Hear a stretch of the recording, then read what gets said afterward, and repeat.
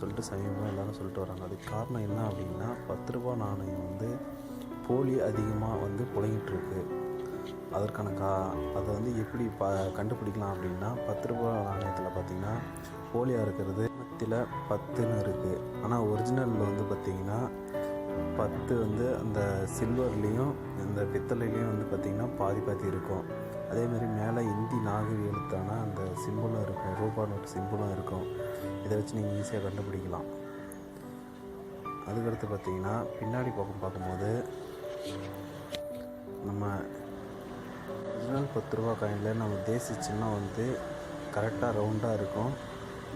ஆனால் டூப்ளிகேட்டில் பார்த்திங்கன்னா பின்னாடி பக்கம் பார்க்கும்போது ரொம்ப சின்னதாக இருக்கும். அதுவும் இல்லாமல் மேலே வந்து 2 கோடு வந்துருக்குது. இதெல்லாம் வச்சு நீங்கள் ஈஸியாக கண்டுபிடிச்சிடலாம். உங்கள்கிட்ட இருக்கிறது டூப்ளிகேட்டாக இருந்தால் கண்டிப்பாக அது செல்லாது. நீங்கள் பார்க்கும்போதே ஒரிஜினலை கரெக்டாக பார்த்து வாங்குங்க. உங்கள்கிட்ட இருக்கிறது ஒரிஜினல் இருந்துச்சுன்னா அது கண்டிப்பாக செல்லும். போலியாக இருந்துச்சுன்னா அது செல்லாது. அதனால் நீங்கள் ஒரு முறைக்கு பல முறை அதை திரும்பி பார்த்து வாங்குங்க. அந்த காயின் கண்டிப்பாக செல்லும்.